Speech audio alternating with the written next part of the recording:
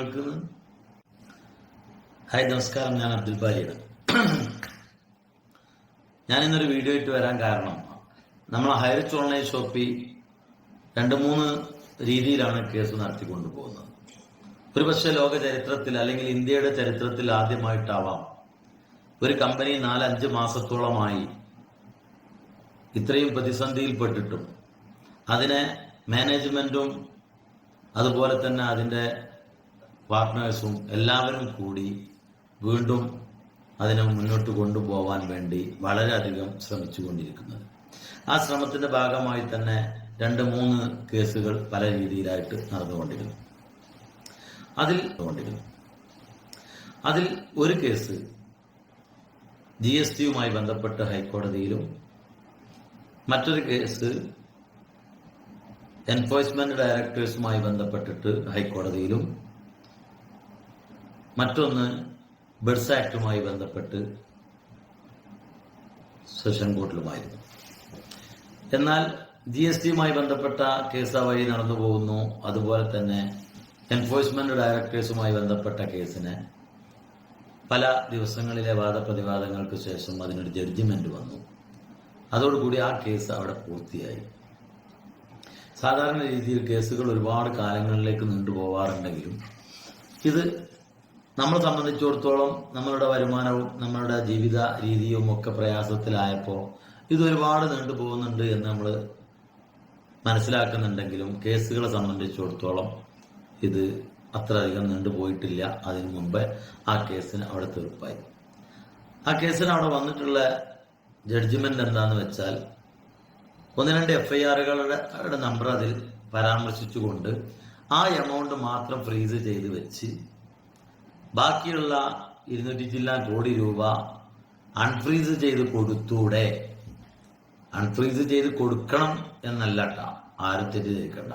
Unfreeze ചെയ്ത് കൊടുത്തൂടെ എന്നുള്ള ഒരു അപേക്ഷ പോലെ ഉള്ള ഒരു ജഡ്ജിമെന്റ് ആയിരുന്നു അത്. പക്ഷെ ഹൈറിച്ച് ഓൺലൈൻ ഷോപ്പിയെ സംബന്ധിച്ചിടത്തോളം ഇത്രയും വലിയൊരു വിജയം മറ്റൊന്നും കിട്ടാനില്ല. കാരണം പ്രതാപൻ തുടങ്ങി വെച്ച ഒരു കമ്പനി മണി ചെയിൻ ആണ് എന്നും അതിലൊരുപാട് അനധികൃത നിക്ഷേപങ്ങളും അനധികൃത പണമിടപാടുകളും നടന്നിട്ടുണ്ട് എന്നും പല രീതിയിൽ പല ആളുകൾ സൂചിപ്പിക്കുമ്പോഴും അതിനെതിരെ പരാമർശിക്കുമ്പോഴും ആരോപണങ്ങൾ ഉന്നയിക്കുമ്പോഴുമെല്ലാം അങ്ങനൊന്നുമല്ല എന്ന് പറഞ്ഞ് അതിനെ പിന്തുണക്കുന്ന അബ്ദുൽ ബാരിയെ പോലെ അല്ലെങ്കിൽ പിന്തുണക്കുന്ന മറ്റുള്ളവരെ പോലെ നിങ്ങൾ വളരെ വില കുറച്ച് ഹൈക്കോടതിയെ കാണുന്നുണ്ടോ?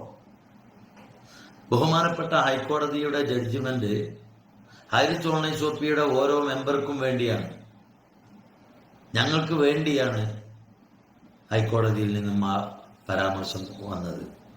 അല്ലെങ്കിൽ അവിടെ ഒരു കൃത്യമായ ഒരു വിധി തന്നെ നമുക്ക് ഇത് വലിയ പ്രശ്നത്തിലേക്ക് പോകുന്ന ഒരു കമ്പനിയാണ്, അല്ലെങ്കിൽ ഇതിൽ ഈ രീതിയിലുള്ള പ്രശ്നങ്ങൾ കണ്ടെത്താൻ കഴിഞ്ഞിട്ടുണ്ട് എന്ന് പറഞ്ഞുകൊണ്ട് അതിനെ സ്റ്റോപ്പ് ചെയ്യേണ്ട തരത്ത് നമ്മളുടെയും എൻഫോഴ്സ്മെന്റ് ഡയറക്ടേഴ്സിന്റെയും ഇടയിൽ നമുക്ക് വേണ്ടി അല്ലെങ്കിൽ ജനങ്ങൾക്ക് വേണ്ടി, കാരണം 3-4 FIR അല്ലല്ലോ ജനങ്ങൾ, ലക്ഷക്കണക്കിന് ഹൈറിച്ച് അനുഭാവികൾ, ഹൈറിച്ചിന് ഇഷ്ടത്തോടെ ഹൈറിച്ചിന് ജീവനതുല്യം സ്നേഹിക്കുന്ന ആളുകൾക്ക് വേണ്ടി ഹൈക്കോടതി ഒരു മധ്യസ്ഥത പോലെ ഒരു ജഡ്ജിമെന്റ് കൊടുക്കുകയാണ്.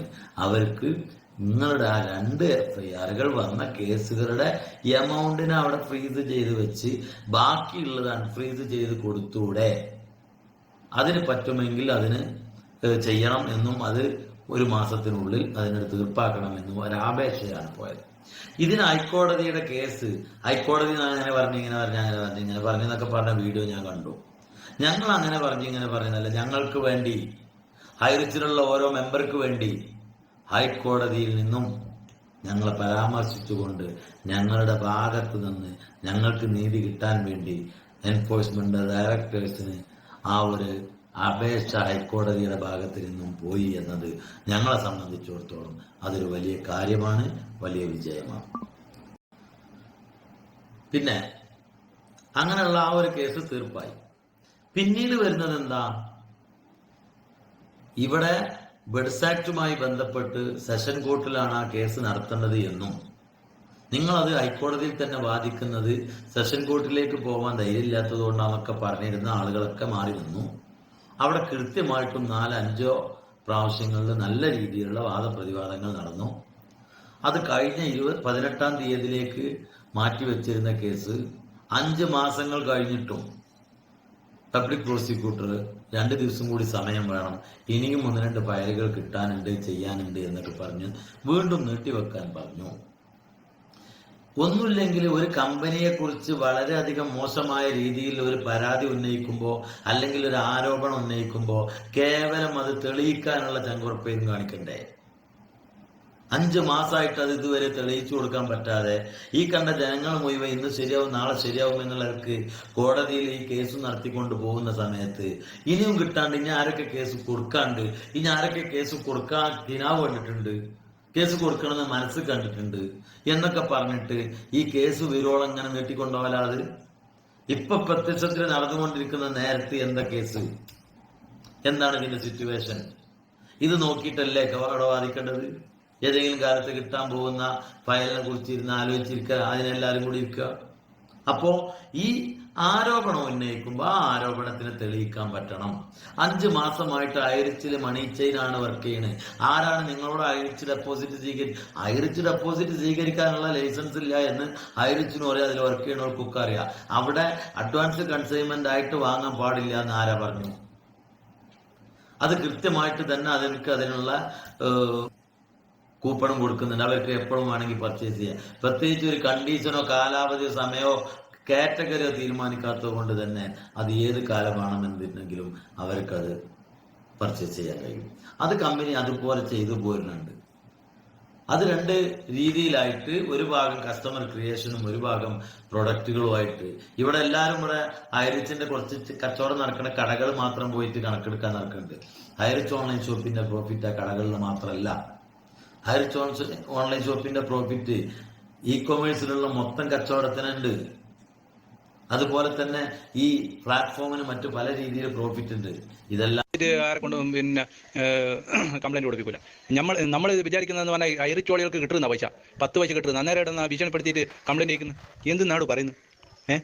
ഈ ശരിയായ ഐറിച്ചോളി അല്ലെങ്കിൽ ഭീഷണിപ്പെടുത്തിയിട്ട് കംപ്ലൈന്റ് ചെയ്യേണ്ട ആവശ്യമില്ല നമുക്ക്. ഐറിച്ചോളികൾക്ക് ഒരു 10 പൈസ കിട്ടുന്നതാണ് നമ്മളെ അഭിപ്രായം, എൻ്റെ അഭിപ്രായം പൊതുവെ. പിന്നെ എവിടുന്ന കംപ്ലൈന്റ് ചെയ്യുന്നത്? നിങ്ങൾക്ക് പൈസ വേണ്ടിക്ക് കംപ്ലൈന്റ് ചെയ്യല്ലാണ്ട് നമുക്ക് വേണ്ടിയിട്ടൊന്നും നിങ്ങൾ കംപ്ലൈന്റ് ചെയ്യണ്ട. നമ്മളെ എന്തായാലും അത് പൂട്ടിക്കും. ഐറിച്ച് ഇല്ലീഗൽ ബിസിനസ്സാണ് നടത്തിയത്, അത് 100% പൂട്ടിച്ചിരിക്കും.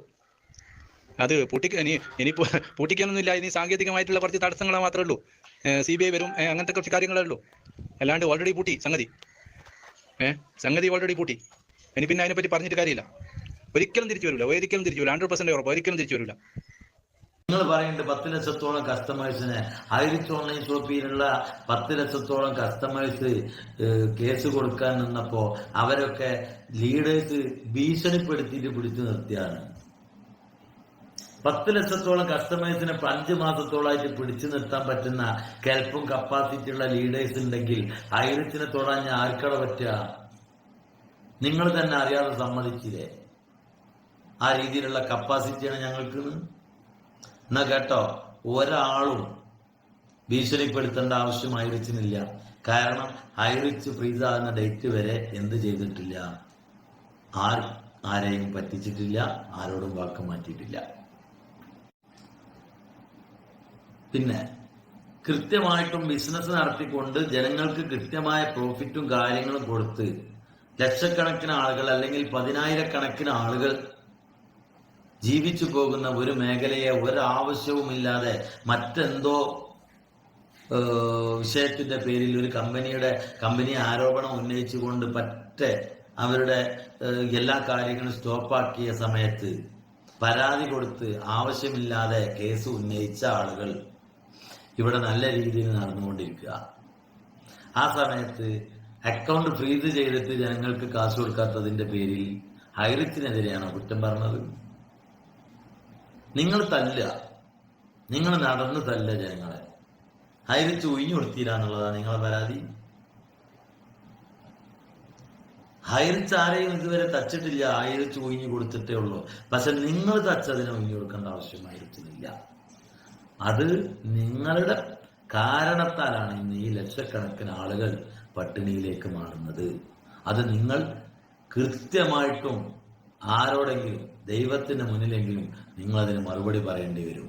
നിങ്ങളുടെ സ്വാർത്ഥ താല്പര്യങ്ങൾക്ക് വേണ്ടി ഒരുപാട് പാവപ്പെട്ട ആളുകൾ, ഒരുപാട് രോഗികൾ, ഒരുപാട് ഭർത്താക്കന്മാരില്ലാത്ത അനാഥരായ, രക്ഷിതാക്കളില്ലാതെ അനാഥരായ കുട്ടികൾ, ഇങ്ങനെയുള്ള പല ആളുകളുടെ പഠനങ്ങൾ, അവരുടെ സ്കൂൾ ഫീസുകൾ, അവരുടെ പുസ്തകങ്ങൾ, അവരുടെ യാത്രാ ചെലവുകൾ, അവരുടെ മരുന്നുകൾ, അവരുടെ മറ്റുള്ള എല്ലാ കാര്യങ്ങളും, അവരുടെ വാഹനം, അവരുടെ വീട്, എല്ലാ വിഷയങ്ങളും കൃത്യമായിട്ടും കടന്നുപോയിരുന്ന ഒരു മേഖല തന്നെയാണ് ഐറിഷ് ഓൺലൈൻ ഷോപ്പിംഗ്. നിങ്ങളുടെ സ്വാർത്ഥ താല്പര്യത്തിന്, നിങ്ങൾക്ക് മറ്റാരുടെയോ മുന്നിൽ നിങ്ങൾക്ക് ഉയർന്നു നിൽക്കാൻ വേണ്ടി, നിങ്ങൾക്ക് വിജയിച്ചു നിൽക്കാൻ വേണ്ടി നിങ്ങൾ ബലിയാടാക്കിയിട്ടുള്ളത് ഒത്തിരി പാവപ്പെട്ട ആളുകളെയാണ്.